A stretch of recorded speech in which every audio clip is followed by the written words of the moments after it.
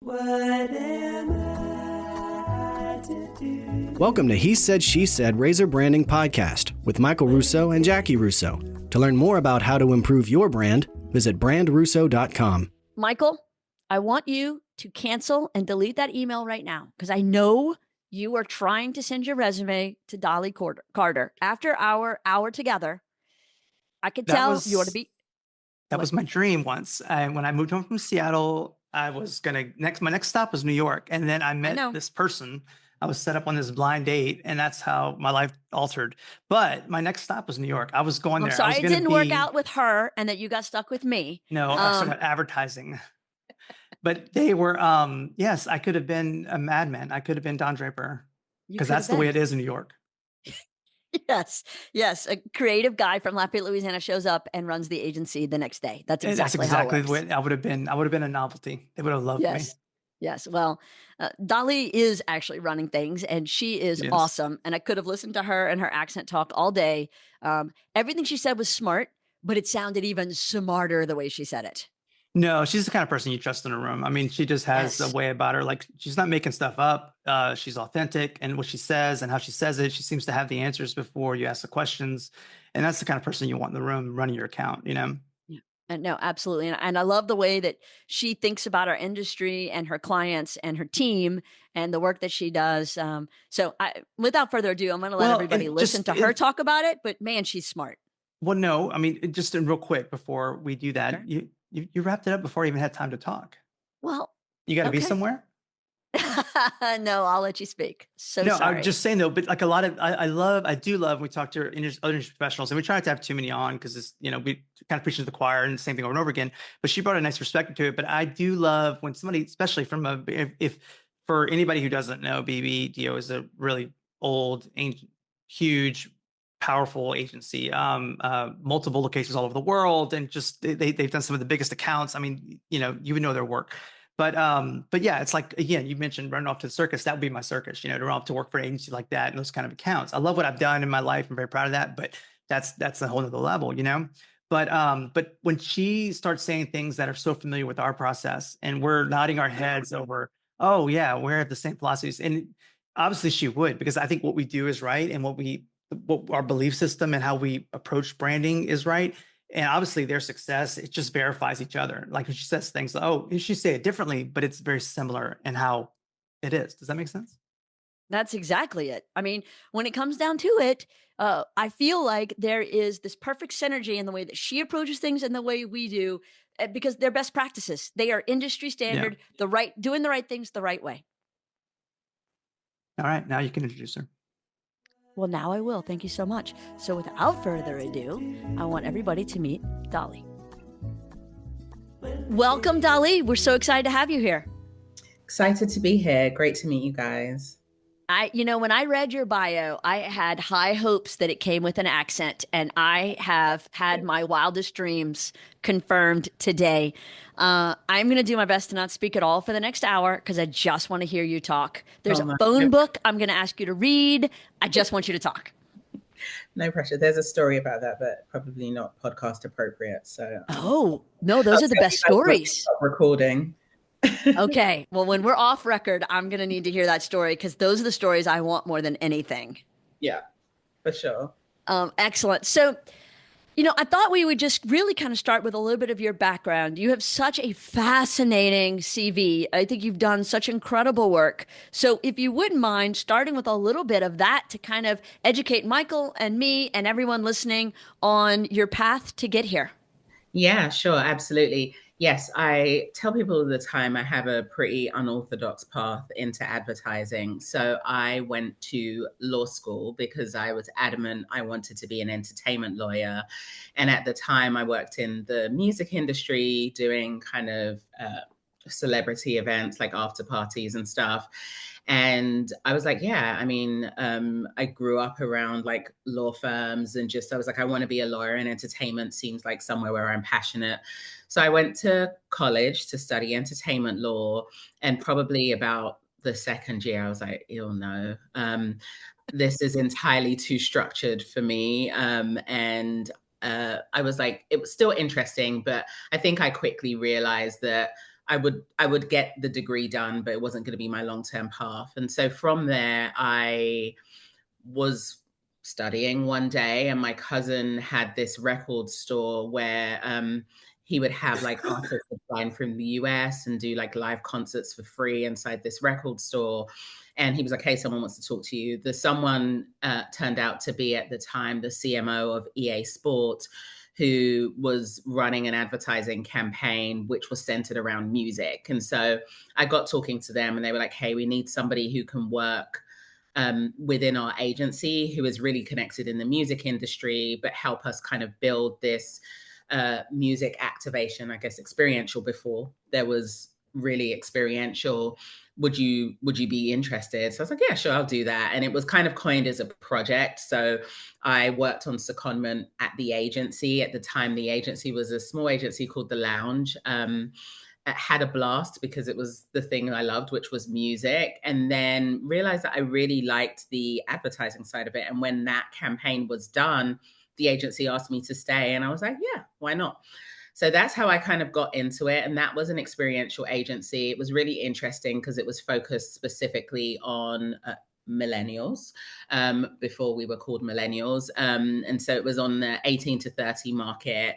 Had a blast there, went from there, started to move into the more traditional ad agencies like Publicis and Saatchi, and just worked across a ton of brands from luxury to tech. Had a great time, met a man, moved to the US. And when I got to the US, found myself in New York for a bit, and then in Savannah, Georgia, jumped into working for a small media agency that then got acquired by a private equity firm. Spent the next 9 years in media, really building and creating strategy and media departments within that agency, and then decided I wanted to step back into the creative side. And BBDO came along with a managing director role, which seemed like the perfect mix of my creative side, but then also, looking at a moment of transformation for BBDO, where they were looking to bring in more of that like platform first, media first thinking. So I feel like the stars aligned. And I think over the years, the thing I've always loved is just creating and doing something new and different. Like I'm not one to be in kind of like the same thing day in, day out. And so BBDO has really given me that opportunity. And that is the Cliff Notes version of 20 years, but that's kind of how I ended up here. I am fascinated by all of it. Well, I'm curious. So just before we go on, Jaci, is that how you describe your story to people? I met a man, and that's how I ended up in Louisiana. Yes, Michael. Is that how we got here? I think we're twins because so much of our story intersects. She has a better accent, but we have so many similarities along the way that it's like looking in a mirror.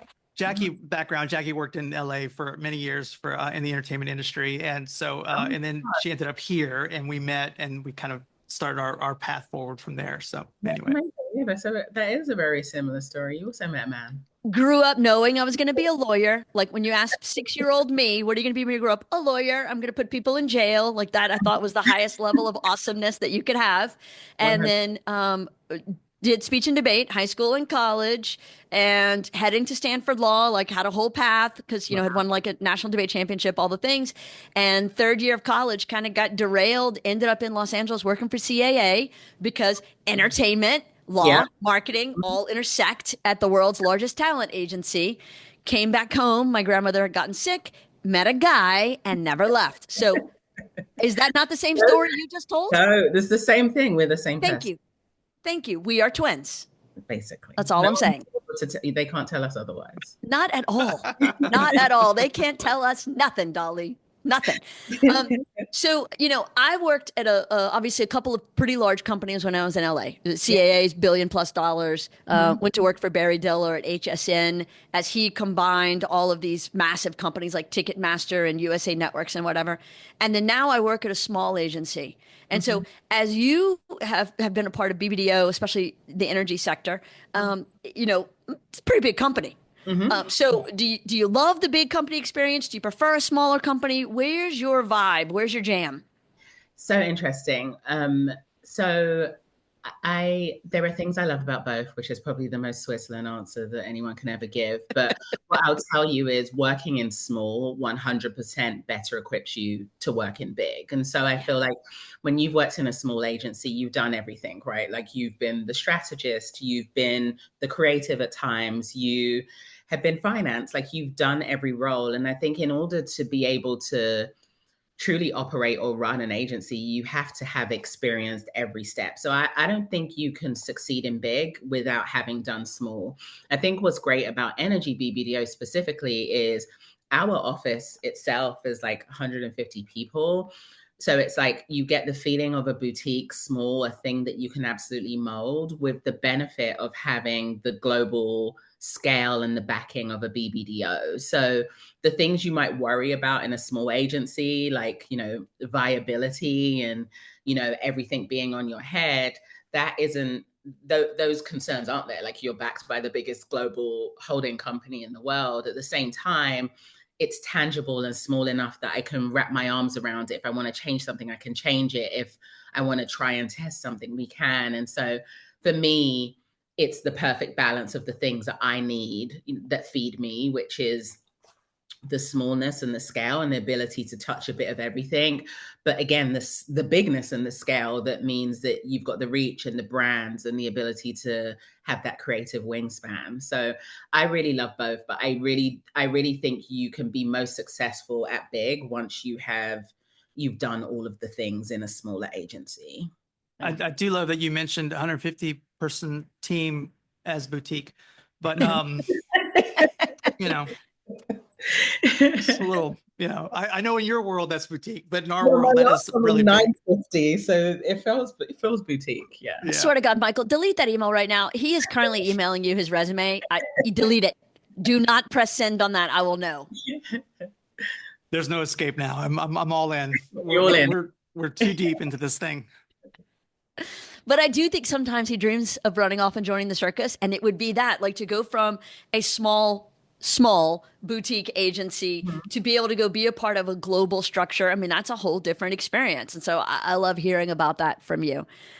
Let's talk a little bit about the work that you do. As you've kind of worn all these hats and you spend time in creative, you spend time in strategy. Is it structured that way? Do you literally have to switch hats and go to a different room for the meeting? Or are you able to blend both of your skill sets into one path forward? That's a great question.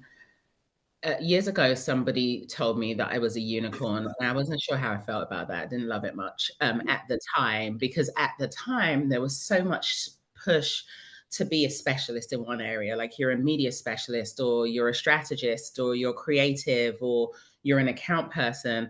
And so I really struggled with that at first. And I was like, what is that? Like, that's not a thing. I've started to see that as a strength over the years. And I think because you don't have the opportunity, and like the way things evolve right now, the landscape, everything is so rapidly evolving. I don't think you have the opportunity to take off a strategic hat and then put on a creative hat and then kind of go from room to room. I think you are all things wherever you show up. And so I find myself in one meeting, I absolutely might be pushing our strategy team and being like, okay, what's our strategic point of view? In another room, I was just talking to our chief creative officer, and I was just saying to him, like, I had to tell a client the other day, like, let's go and improve this creative thing that you've asked us to do. And let's stop litigating strategy for a minute, because it's not solving our challenge. And then we can come back and see if those two things together make sense, or if we need to tweak anything. So I'd say pretty much every meeting I'm in feels like a flow. Like sometimes it's even like operations and finance meetings that I'm in, but you find yourself having to be truly strategic about the way that we approach it. So I'd say, like, it's hard to say like a jack of all trades. I think I'm often having to wear all the hats at once. But then that's maybe why people invite me in, because I'm not biased in any one direction. I'm going to have a point of view that is about like, how do we as a business, how do we as a team achieve these ultimate objectives, and that requires me to have a different point of view. But I think I represent a little bit of all of it.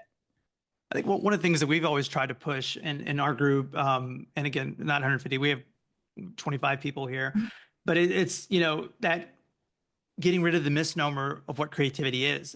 We kind of push it. Creativity is, oh, I'm not creative. I hear that all the time. And creativity is problem solving. I mean, and that is strategy in a way, it's just how you're approaching it. And our artistry is a different thing. I mean, I have people that are very creative, but they can't paint and they can't write and they can't do things, but they solve problems very well.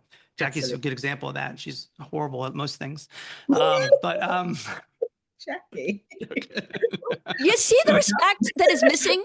What the heck? I'm sorry. I don't know why. That's so not like you. I'm usually the mean one. You're the nice bringing one. it out of me. I don't know why. She has like that look in her eye. I'm lovely. You are lovely. Well, I noticed too. We can talk about it later, but you have four boys. I read on your profile. Welcome to the 4 Club. We have 4 as well, and that but is a one unique club boy, in the world. 3 girls. Oh my goodness! High school was hell. I believe it. I'm dealing with a little bit of that right now. As boys, yes, and a half. Yeah. Good luck. Good luck. But at least none of them have periods. Oh my God! Why would you go there?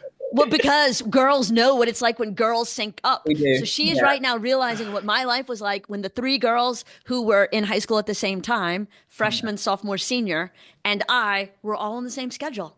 Oh, poor you. No, poor me. Come on. Poor you for sure. Yeah. Okay. All right. Thank you. I'll give him all that. Right. Back on topic.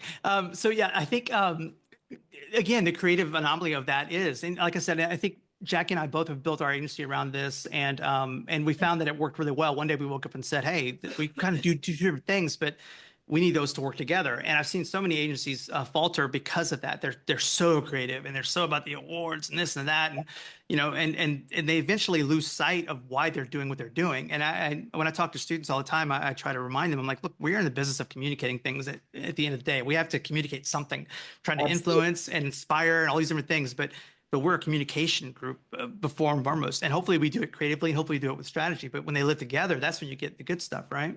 Absolutely. Yeah. And we see that. I mean, they, long before I came along, those 2 departments work so closely hand in hand that, I mean, they're interchangeable. You shouldn't know where one ends and the other one begins. And I think, to your point, like when it works the best is when those 2 things are really in lockstep.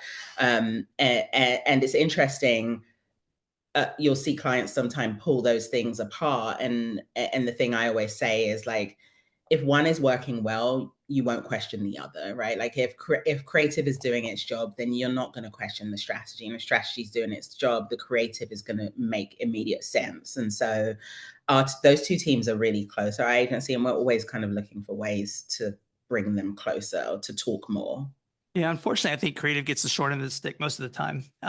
It's just true. I mean, that's the thing that people are afraid of and more nervous about. I say that strategy. Sometimes a strategic move is tough for them too, but the creative thing is tough because it's so familiar. I think everybody can relate to creative messaging and advertising in general, and it's easy for them to connect with that, even if they don't do it all the time. Everybody watches TV, everybody hears radio, everybody sees ads, so they're able to put themselves in that and say, "Oh, I have an opinion on that," but they don't necessarily understand the strategic side, and so they kind of stay away from that. So it's easier to put their input on those sides. Yeah, 100%. And to your point, it's easier to react to, right? It's visible, it's tangible, like strategy sometimes feels more abstract. And so it's harder to react to. We always go back to like, if someone starts to litigate creative, then maybe we need to go back and look at the strategy. Like when we're not telling a seamless story. And if someone's over litigating the strategy, then they're not seeing the thing they're looking for in creative, so they're trying to overcorrect it themselves. But that was heavy. I like that. It's deep, yeah. That's me. Layers. I like it. So that's the thing we're constantly trying to navigate, right? Like, what's the thing that clients buy? And you have different levels. Some people are so deeply strategic, like they get it. Others are absolute responders to the creative or the visual thing, and you need both. But also for us, the job is to figure out how to package it in a way that they can't deny it. Yeah, it's palatable, it's digestible, all that. Yeah. Absolutely. One of the things that we often talk about in this show, much to Michael's chagrin, is the incorporation of AI. So what does that look like for you personally, and what does that look like for your group? How are y'all managing this new era? Yeah, I mean, that's a great question, and one that I think is everybody's question. I think personally, the thing we always talk about is there's so much concern over AI that I think people maybe stop to take the opportunity to really unlock the power of it and the benefits of it. Like, I always tell my teams, like, I don't think AI is going to take our jobs, but I think people who are adopting and engage with AI might take your job because it's not going away. And so the desire and the willingness to understand it and utilize it to your advantage, that's important. You can't pretend that we don't have amazing platforms and tools. If you do, you will be left behind. Like, things are, moving at the rate of AI, and that's where we are today. For us, I think, you look at BBDO's general positioning, it's about doing big things. And for us, AI is all about augmentation. Like, how do we take our creativity to the X degree? We're always going to have people doing that job. We're always going to have people coming up with the ideas and creative solutions. But AI can certainly make us better and stronger. We have tools where we have a great idea and we use AI to help us determine how we take the idea to the next level in a way that will help us sell it and make it a kind of undeniable. We have brief evaluators where either clients give us a brief and we run it through the tool and we're like, okay, client, this is how we think we can make the brief stronger to get to a better creative output.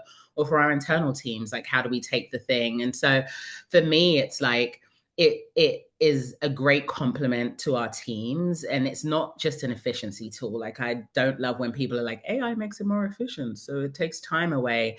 For us, it, like, how does it power up our creativity? How does it make it bigger, bolder, smarter? How does it amplify what we already do? And that's kind of how we're looking at AI at BBDO. I'm waiting for Michael because it's his favorite topic. No, it's not. I look, and I talk about it the same way. I mean, I am a little old school in some of those things. My worries about it are that our humanity, like, are we losing the ability to think for ourselves and to write the language? Okay. If we're turning to it for everything, and I've seen it firsthand. The other day, I got an email from a client, and I'd sent them something. It wasn't terse. It was just very forward. It was like, look, this is the problem with this, and this. And I knew that their response was going to be kind of a battle, but I got the email back, and man, I'm telling you, I know it was written by AI because it Mhm. wasn't in her voice or tone. And I've seen enough emails, and it was so political. It was so, I completely understand. Thank you for bringing that to our attention. And it was AI generated. I mean, I could read through the lines. And that's what I'm talking about. Is like, people are turning to that for the simplest of tasks. And I can't say that I haven't at times too. And so to use it as a tool is awesome, because it is awesome. It is impressive and powerful and really cool. At the same time, where is it going? And not just in our industry, but as a world. I definitely agree with that. And I found myself, like, I personally love to write. I don't do it as much in my role today in terms of like writing decks or like overviews, but I like that. That keeps me sharp. That keeps me engaged. It keeps me ahead. And to your point, like, it's a muscle that I want to continue to be able to flex.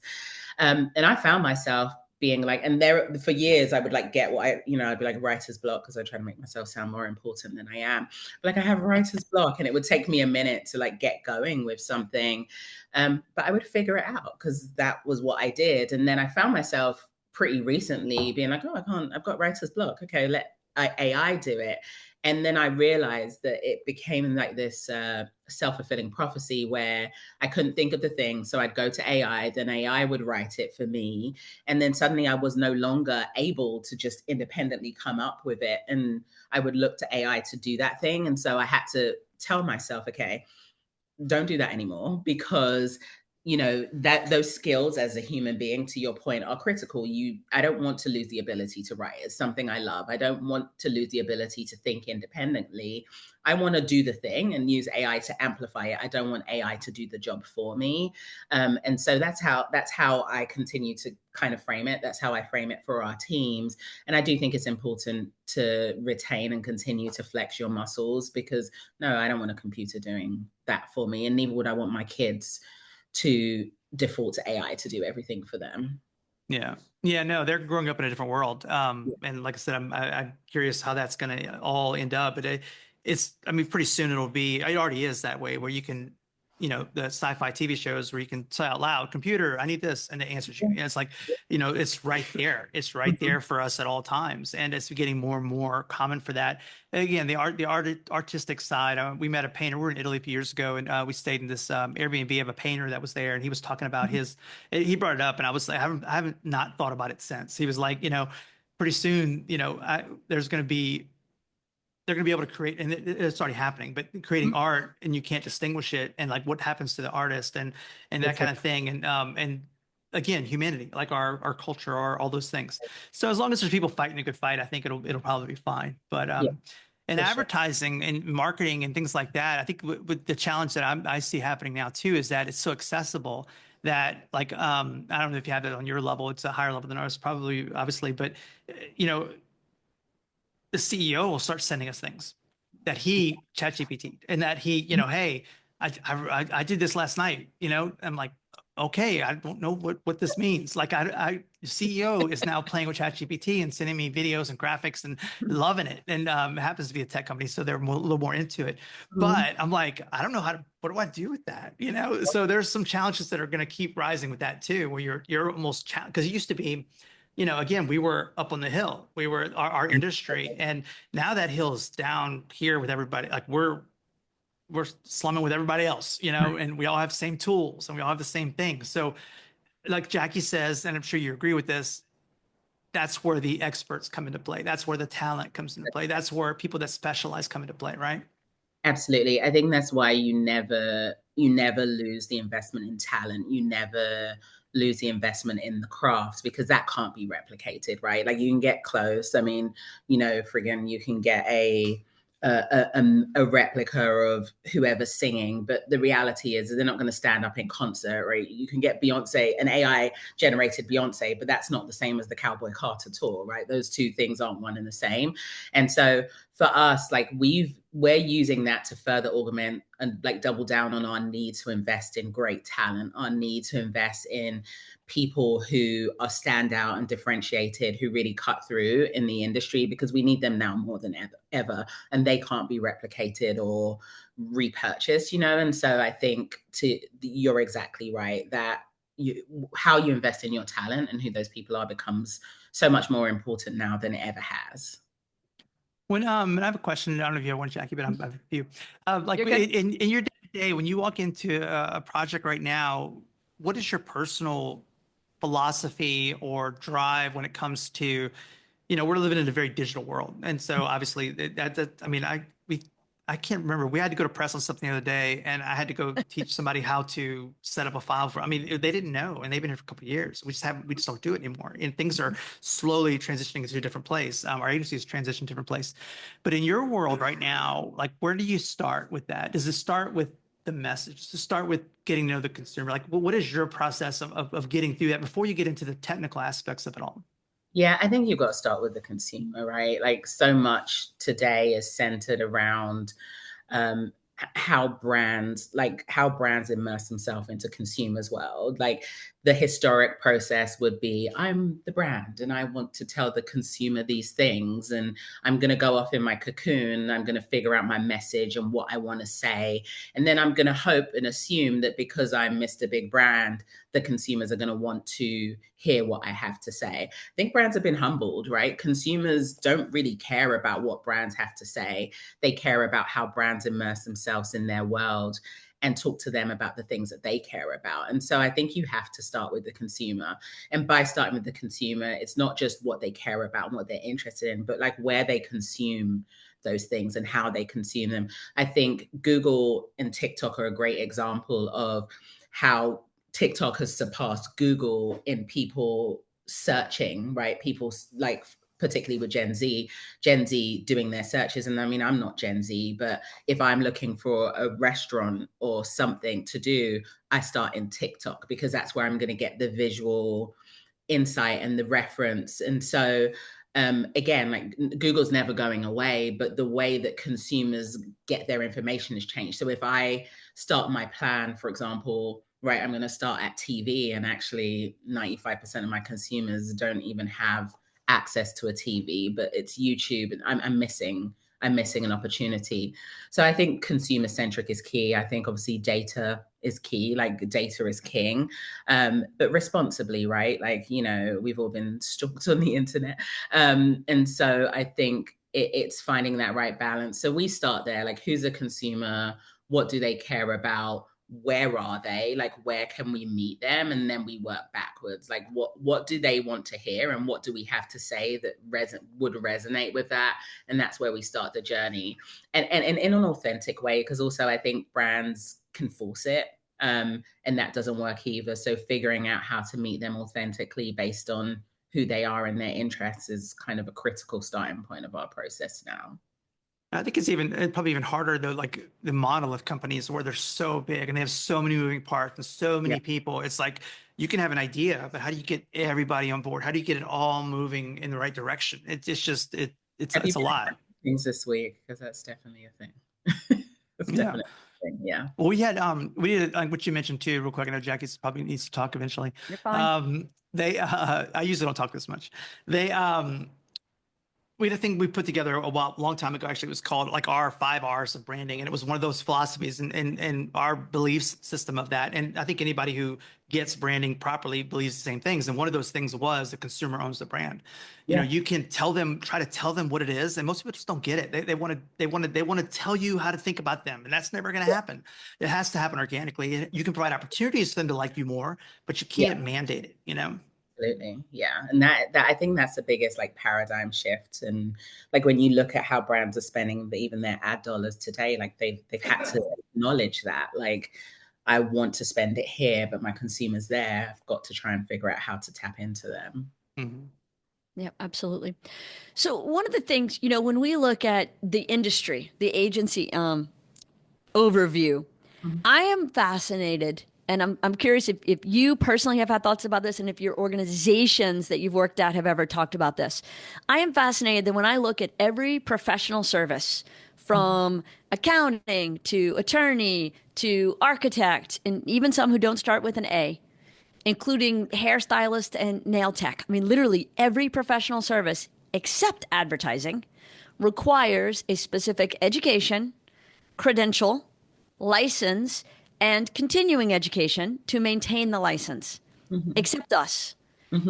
Am I the only one bothered by this? Is no one else talking about this in our industry? Like, just anybody can buy a Mac and say they're an agency? What the hell?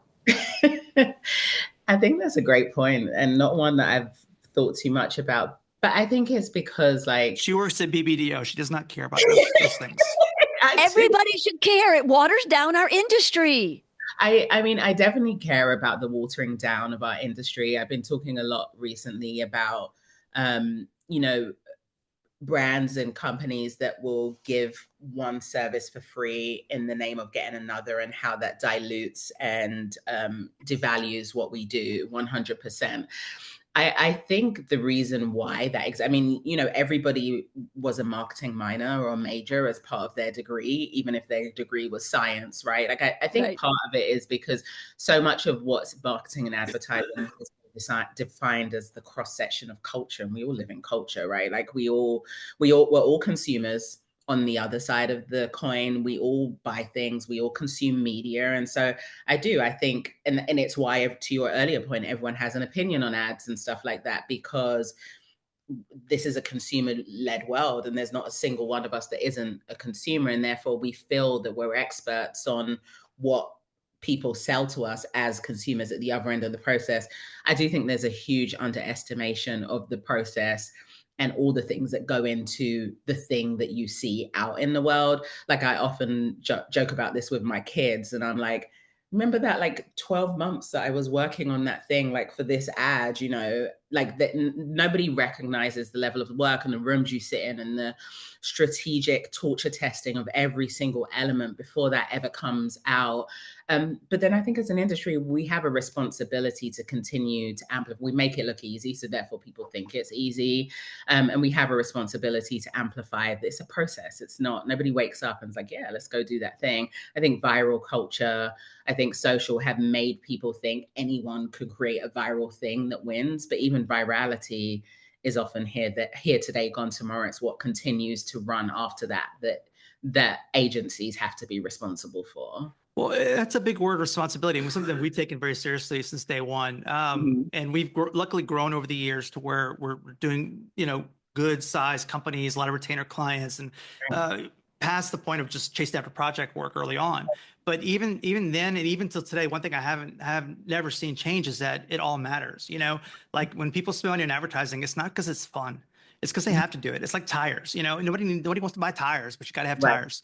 And nobody wants to pay for advertising. It is an unnecessary thing for most people, and they hate doing it to some degree. Some people love getting involved with it, but it's on the line item. It's not cool.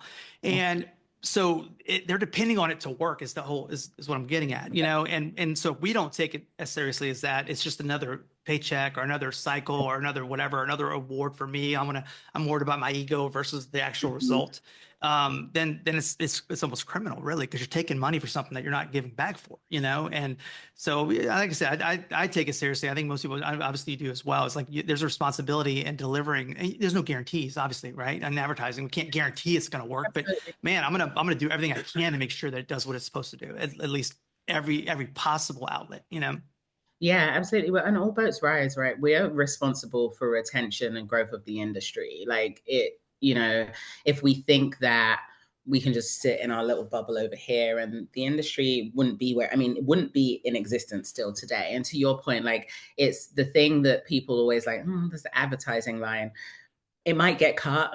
It might get reduced. It might get booted around, but it always comes back. I've had a client once where they're just like, can you prove to me that why do I need marketing? Like what happens I love those conversations. Yeah, like what happens if I just stop spending money? And I said to the client, and my boss, I'm lucky I still had a job after. And I was like, I just said, well, then just stop and see. And they stopped for 3 months and they came back 3 months later with their stats and their curve had dipped all the way to the ground. They're like, okay, now I see. Sometimes you have to say that, because for somebody who doesn't believe in the power of it, I don't think I'll be able to convince you. That what's going to convince you is your metrics or your loss of revenue or whatever it is. And sometimes clients have to do that to see that, but we see that less and less now. I think they know. The question I get most is like, where should we be? Like, are we spending in the right places today? Well, and I think Jackie's backed this up several times because we've been through several recessions over our careers and several downturns, especially in Louisiana, the oil field, things like that, and local economies and whatnot.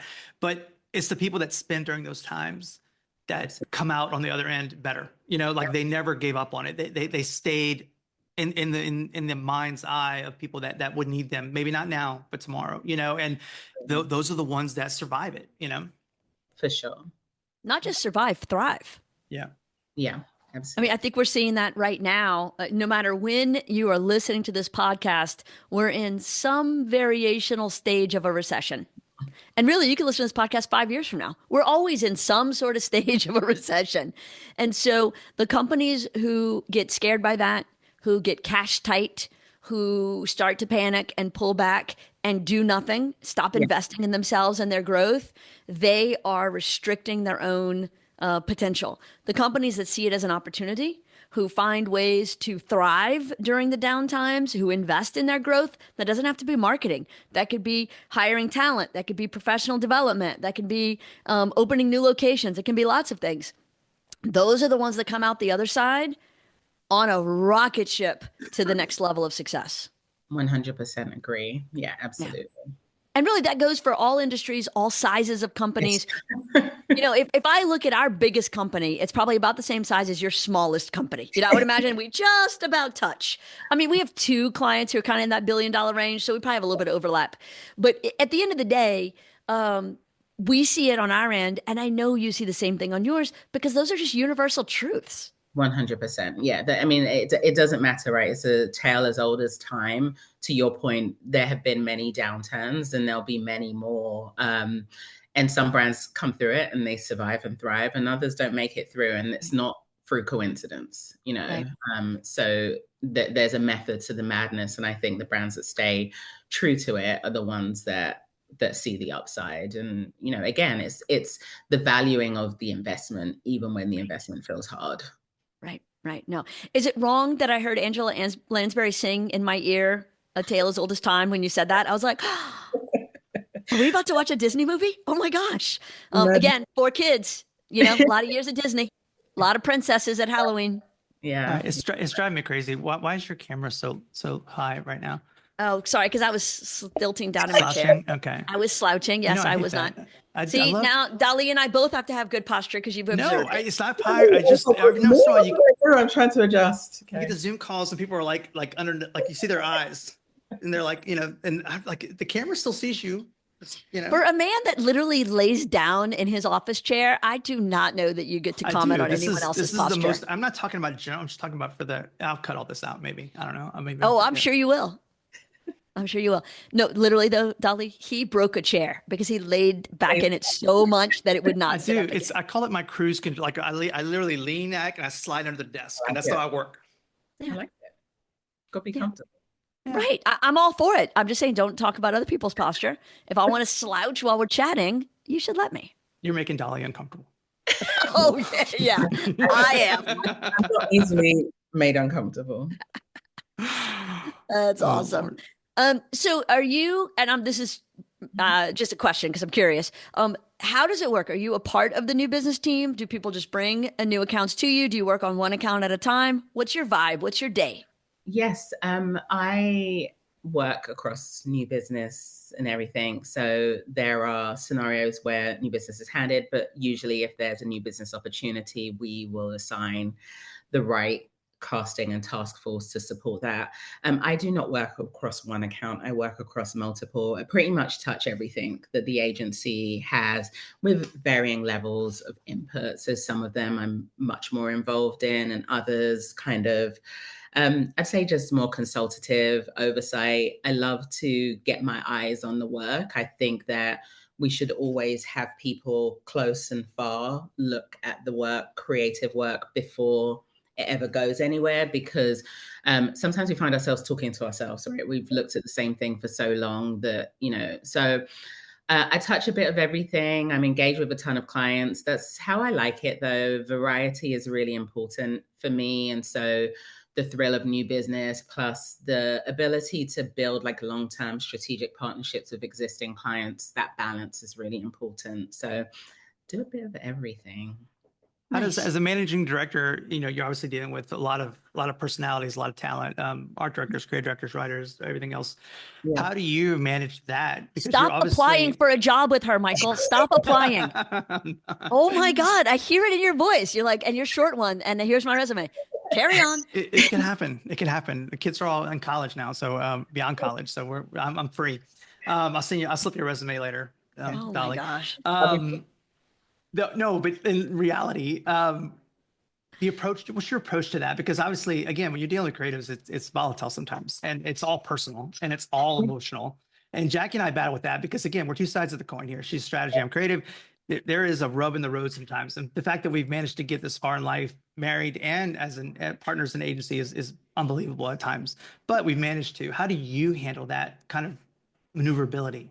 Yeah, that's a great question. So people tell me that I should be a life coach. Like if I wasn't in advertising, I should be a life coach. And I'm going somewhere with this, I promise.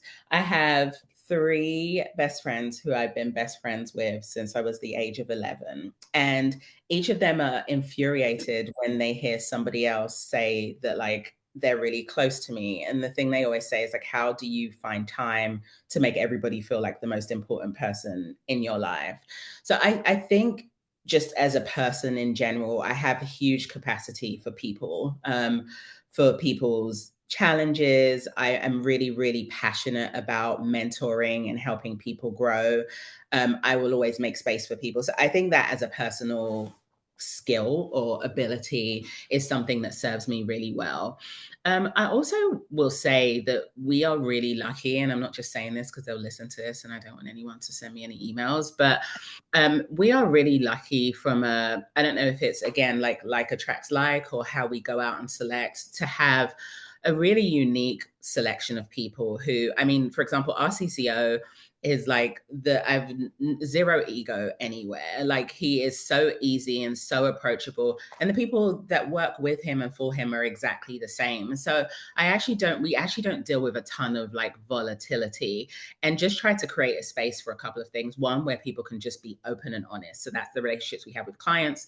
Those are the relationships I have with my teams internally, whether it's good or bad. Like, I don't care. Let's talk about it.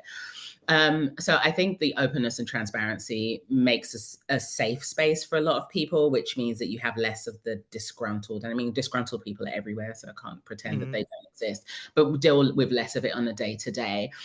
I think the second thing is just kind of empowering all of our leads to be able to lead, but also give people space, because that feeling of I've only got one person I can go to, and if I'm unhappy with that one person, then I feel like I'm kind of hamstrung.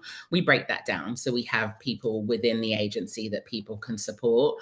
But I think just accessibility is the biggest one. Like, I don't believe in like hierarchical stuff. Like, I want to be accessible. Like, I don't want to be on 20,000 meetings a day, but if someone has a challenge, just call me, just write me. I'm always going to respond.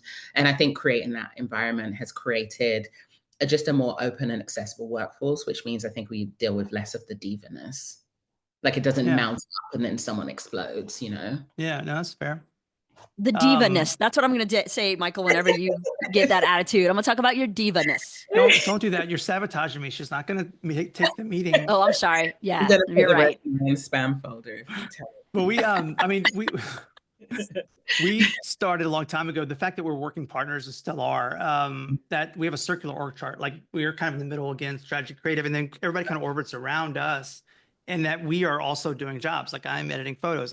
We are engaged in every client. We're touching things, whether we're totally in or out, we're still in somehow, just as working partners with that. And I think that's a good part, because you have to kind of check your ego at the door a little bit, because most of the times I'm working for somebody else here. You know, if they need me to do something, my talent may fall under what they need, and so I have to go suck it up and do whatever that is. You know.